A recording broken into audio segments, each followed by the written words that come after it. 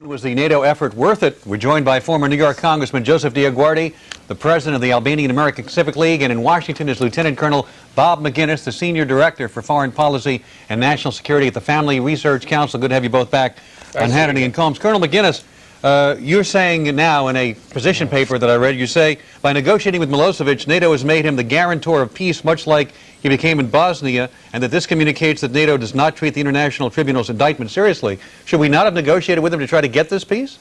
Well, this is deja vu, as you know, Alan. We did the same thing with the Dayton Accords in '95, and we'll probably end up doing this in northern Yugoslavia with Vojvodina, with the Hungarian ethnic groups before long, and the Montenegro people in the south. You know, this guy's got to be stopped. He has an agenda, and that agenda is out of control. But is this peace not worth going for? Should we not have negotiated? You have to talk to the guy in order to come to some kind of agreement. You, in fact, do have to talk to someone, and unfortunately, we've allowed him to stay in there. But keep in mind, his success is real. You know, he accomplished his goal. The Albanians have been kicked out of Kosovo. Yeah, they may go back in. That's not certain, given our history in the Balkans. But in fact, the losers here are the United States people and the Yugoslavian and the Kosovar people, and not the politicians. Congressman, why do you say it is certain? Absolutely. What's this all about? It's to get the Albanians back to where they belong. What makes you think they're all going to want to go back, be able to go back, and at what cost to the United States? Well, that's the whole deal here. If you don't do the right thing, they won't go back. And if they don't go back, you're going to have a disaster. What's it going to cost us? How many years? Well, how many generations? Let's start with the beginning. No one trusts Slobodan Milosevic, correct? I think we all agree on that. And it's ludicrous to me that when he's on the ropes, when Clinton's strategy finally worked, no ground troops, he pounded Milosevic. Milosevic doesn't give ice away in the winter, and he's saying, let's have peace. Why? The man has been decimated. We pledged 70,000 U.S. ground troops that's what we pledged. As a peacekeeping force. That's what we pledged. But right now, the Serb soldiers are deserting. The KLA has become effective. He's losing. He knows it, so he's crying uncle. So what do? We say, let's have peace. Hasn't he already won, Colonel McGinnis? Yeah, well, quite frankly, Alan, we have, recent history shows us that the refugees have not returned to the rightful place in Bosnia, whether they be Serbs, Muslims, or Croats. And the KLA, if we're going to disarm them, I don't really believe that. And yes, there will be Serbs left behind that will be antagonistic to the Albanians. The Albanians know that this is not going to be a safe environment. And quite frankly, we haven't resolved the issue with the Russians. The Russians are going to want to play a role here, and they're going to want to have probably the northern areas, and the Serbs left behind will now allow the Albanians back in. Bosnians that have not yet returned? Congressman DioGuardi, we have to go further and deeper into this whole area. First of all, Milosevic wins in this deal. He stays in power. Absolutely he keeps not. his. Wait a minute. Why do you think have you read this deal? Why do you think read this deal? He stays in power. He has his military. There's no penalty for his war crimes at all. The KLA, the people that agreed to autonomy, not independence, what they wanted, these are the people that really get screwed. These are the people that get disarmed in the process. What makes you think this deal is going forward? That's what the deal is. Did you hear President Clinton what he said? Are you kidding? He said that we'll do nothing until all the Serb troops are out. And he's going to look at his actions, not his words. I can't believe you're sitting here saying this. This is a disaster. Let me tell you, this deal is done. You want to know why it's done? It's not done. Monica Lewinsky couldn't do it. For 4 years, this guy's had his poll numbers up in the 60s. This 74-day war has brought his poll numbers to the 50s. He's scared to death. He's getting out for political reasons and to save Al Gore. And if you don't think that's a deal, you're wrong. No legacy whatsoever. He has no legacy. Well, at Monica least he's Lewinsky, he has a legacy. He's going to have this one, apologize. that he took down the second Nazi leader that we had in this century, Slobodan Milosevic. But wait a minute, but I don't understand. You don't see this, Congressman. You're shocking me here tonight. You don't see. This is a done deal. I guarantee you, the president's made the deal. You are naive. I would say the same to you. You think the Albanians will go back? The whole deal is to get the Albanians back. Yes. They will not go back if there's one Serb soldier left there. But it doesn't matter. He's going to be in power. He's going to have his military. Listen, and Clinton wanted a deal because this is all politics. Can I say, after what the Albanians have been through since Tito died, don't forget, this didn't start 2 years ago. It started in 1980, and then it was escalated in 1989 with the occupation. Do you think that the Albanians will stand by while Milosevic comes back to the table? I am telling you that Clinton has sold you out. Clinton has never been in this for principle. Clinton is in this. He's scared to death of his poll. If they don't take Milosevic down, the Albanian people have learned from the Jewish people. They're going to go after him like they went after Adolf Hitler. He's not been indicted. And not only did Clinton win, in the process, we killed 2,000 innocent civilians. Killed them. Yeah, slaughtered them needlessly, and he's bailing out of this thing right now for nothing. You forgot about the single greatest here. Military debacle we've seen in this century. You forgot about the Albanians. The carnage here is devastating. Under a just war theory, this is not a just war. Nobody wins here. Unfortunately, we have a lot of civilians that have been killed, hospitals bombed, marketplaces bombed. The UN just came back from Kosovo surveying there. They found that 80% of the houses are destroyed, that most of the infrastructure is destroyed. We don't have a country to send these Albanians back to. We're going to have to start from scratch, and we don't have a lot of time. We've got to take a break right there.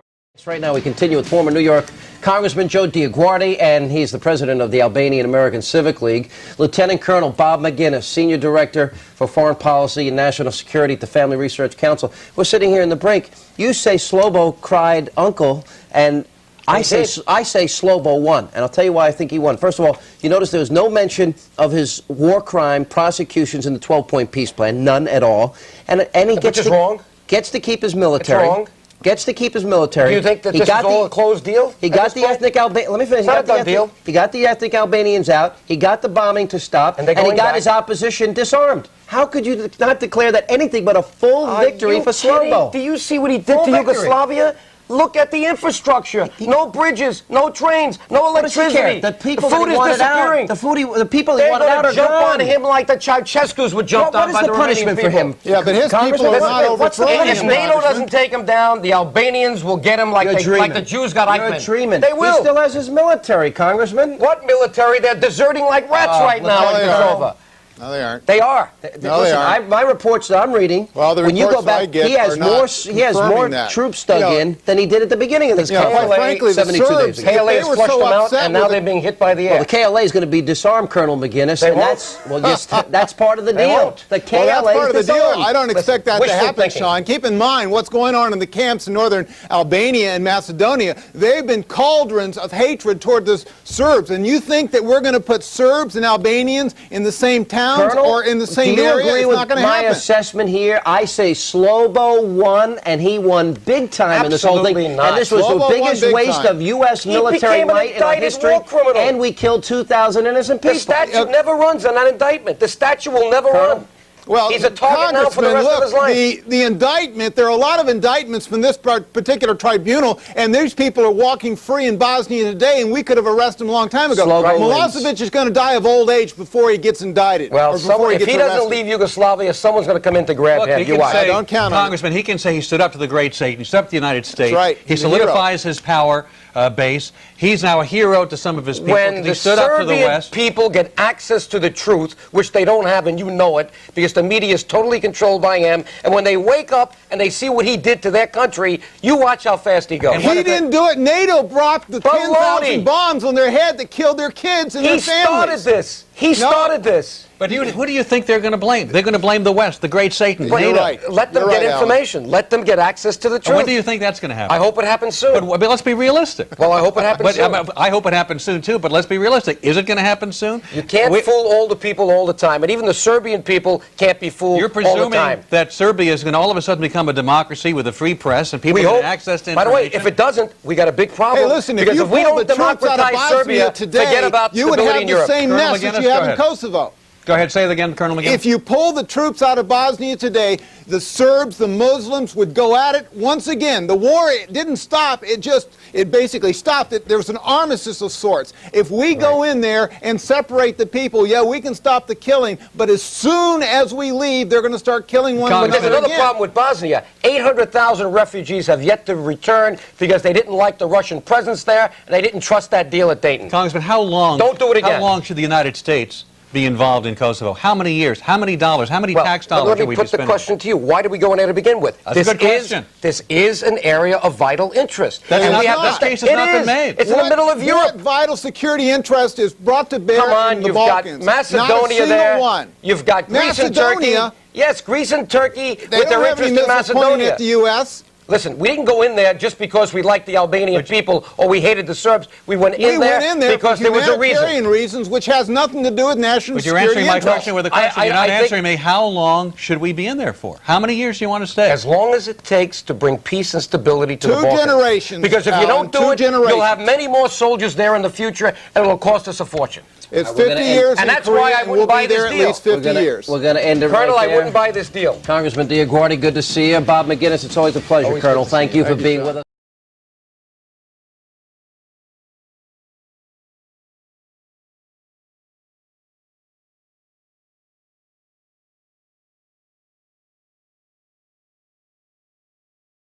This is Newsday on Wednesday, June the 9th.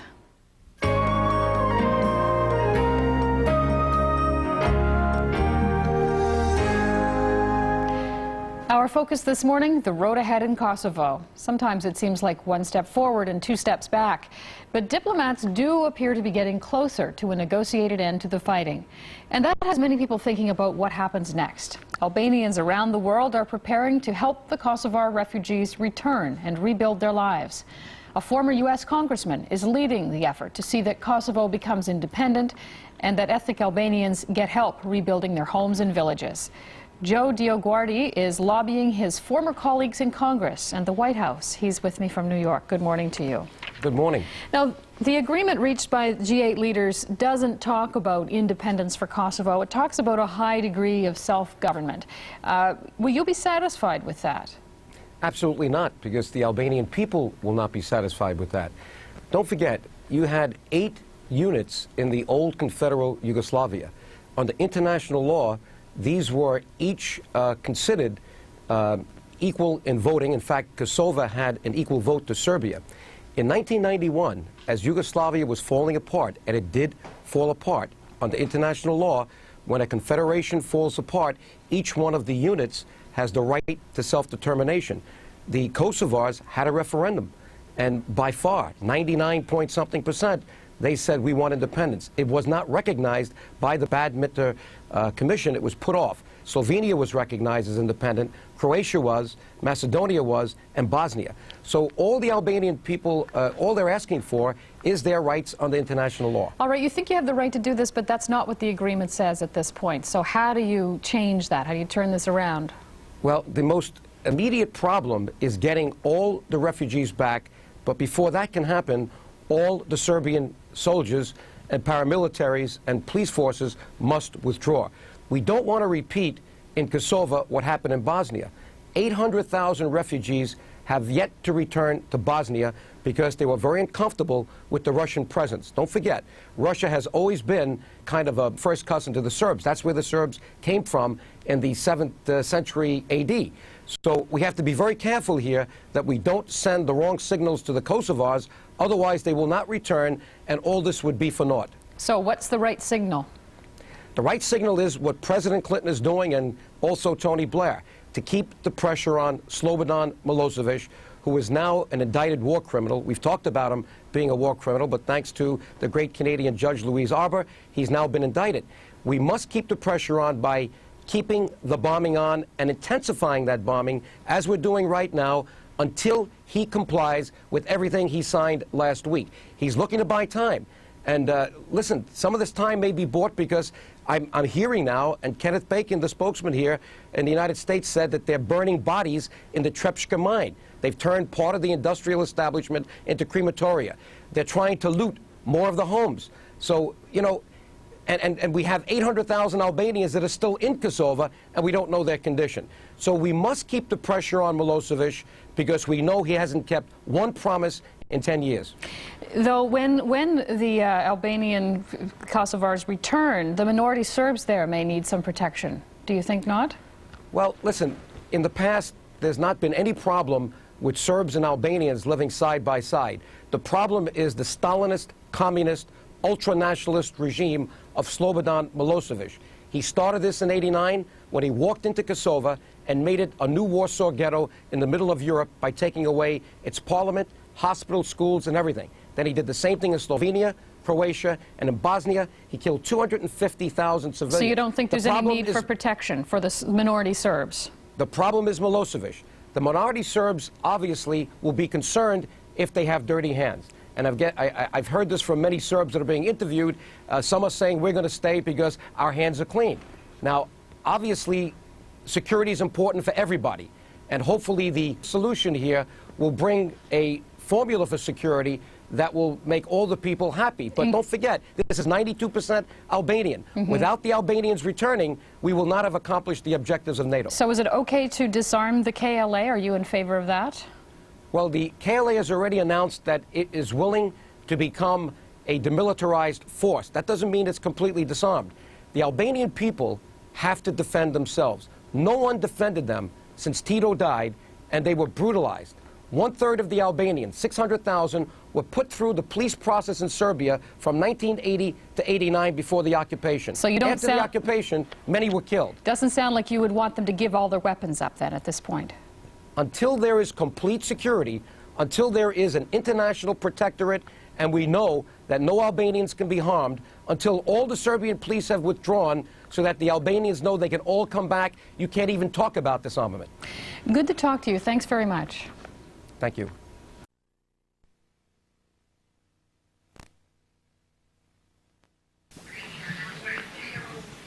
U podršci albanskom separatizmu i terorizmu na Kosovu i Metohiji posebno se angažovala albanska emigracija u zemljama Zapadne Europe i SAD.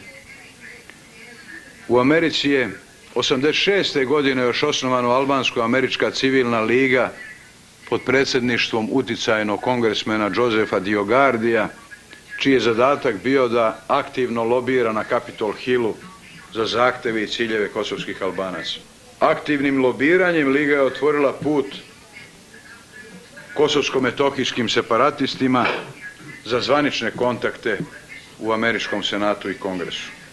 U svakom slučaju, Albansko-američka civilna liga je u mnogome doprinela sistematskom širenju antisrpskog raspoloženja i satanizaciji srpskog naroda u američkoj javnosti.